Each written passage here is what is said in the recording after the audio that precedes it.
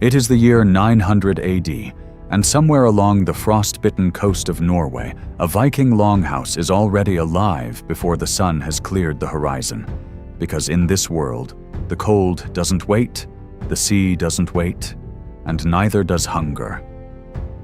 If you have ever wondered what it truly meant to eat and live as a Norse man or woman 1,000 years ago, not the Hollywood version of endless feasts and rivers of mead, but the real daily experience, then stay with us, because what archaeology and AI-assisted historical reconstruction have uncovered is far more fascinating than anything the myths suggest. And if this kind of journey into forgotten worlds is your thing, subscribing to this channel means you will never miss another one. The Viking Age, broadly spanning from 793 AD through to 1066 AD, was shaped above all else by survival in one of Europe's most unforgiving landscapes. Scandinavia offered dense pine forests, shallow rocky soils, brutal winters, and coastlines carved by ancient glaciers. This geography was not merely a backdrop to Viking life. It was the central force that determined what people ate, when they ate, and how much they could afford to waste, which was nothing at all. Using AI trained on archaeological evidence from sites across Norway, Sweden, Denmark, and Iceland, combined with analysis of the Norse sagas and medieval Icelandic texts, researchers have reconstructed with remarkable precision what a single day of eating actually looked like for an ordinary Norse person. Not a legendary chieftain, an ordinary farmer navigating the real rhythms of daily life.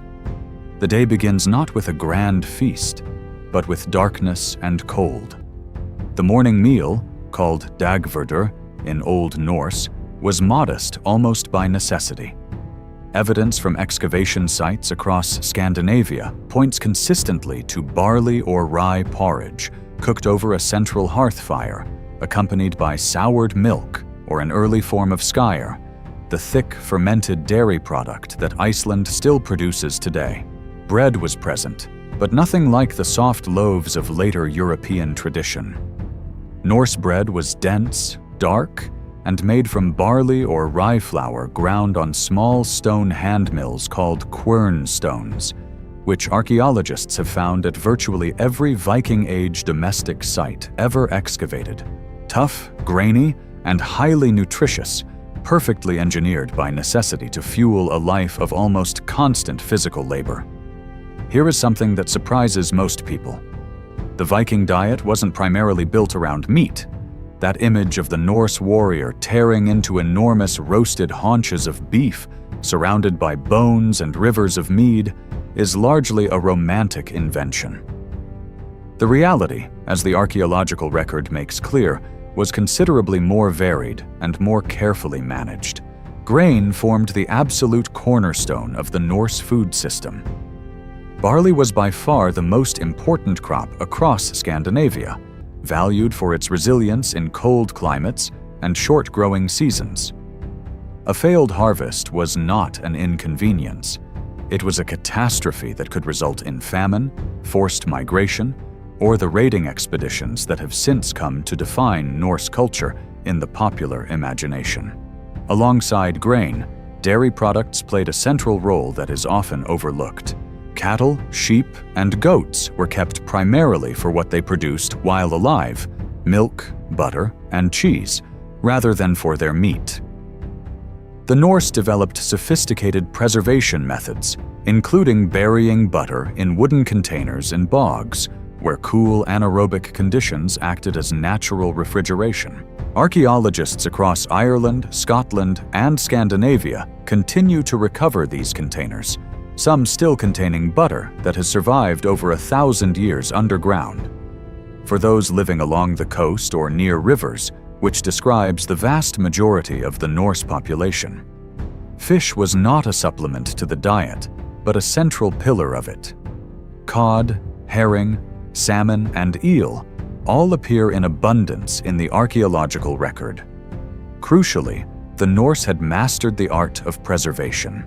Dried cod, known as stockfish, was produced by hanging split fish on outdoor wooden racks in the cold Arctic air until it became almost indefinitely shelf-stable.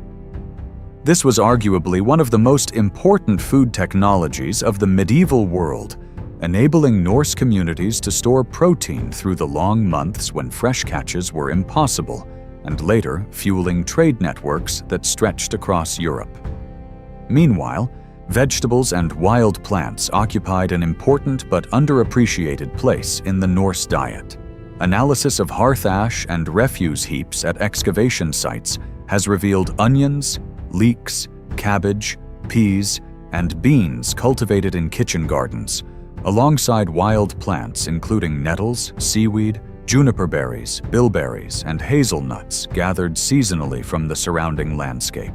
This combination of cultivated and foraged plant foods provided essential vitamins and nutrients that would otherwise have been dangerously scarce, particularly through the winter months. As for drink, mead, fermented from honey and water, carried enormous ritual and social significance in Norse culture. But honey was too scarce and precious for everyday consumption. Far more commonly drunk was ale, brewed from barley and flavored with a mixture of local herbs before hops became widespread in later medieval Europe.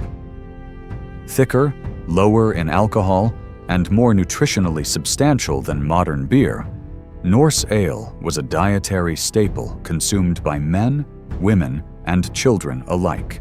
It was brewed at virtually every household that maintained a grain supply, and the responsibility for brewing fell to the husfreyja, the lady of the house, whose authority over the household's provisioning was a matter of genuine social standing. The evening meal, nattverður, was the main communal gathering of the day. For wealthier households, this might mean roasted mutton or pork alongside bread and cheese. For a farming family of modest means, it more likely centered on fish stew or a thick pea and bean soup, perhaps with smoked or salted meat for flavor. Cooking was done over the central longhouse fire in iron cauldrons, and the women who managed that fire required real skill to produce consistent, nourishing meals under conditions that left no room for error. What this reconstruction ultimately reveals is not a culture of excess, but one of extraordinary precision. The autumn slaughter, when livestock were reduced before winter, and every part of each animal was preserved, rendered, or repurposed with absolute economy, was one of the most important events in the Norse calendar. Nothing was wasted. Every gram of fat, every hide, every bone served a purpose. This was not frugality for its own sake. It was survival intelligence, accumulated over generations and passed down through the same practical channels as seamanship, navigation, and metalwork. The same ingenuity that drove Norse shipbuilders to create the most advanced vessels of the medieval world was equally present in the Norse kitchen. The people who crossed the North Atlantic without compass or chart are the same people who figured out how to feed a community through winters that would break a less resilient culture entirely. So the next time you picture a Viking, move past the battle axe and the longship. Picture instead a person waking before dawn to stir barley porridge over a smoky fire, pressing cheese from yesterday's milk, salting cod against the coming winter with the same careful deliberation they applied to every other challenge their world placed before them. Resourceful, adaptable, and shaped by cold and sea and stone. That is what eating in the Viking Age actually looked like. Not a legend, a life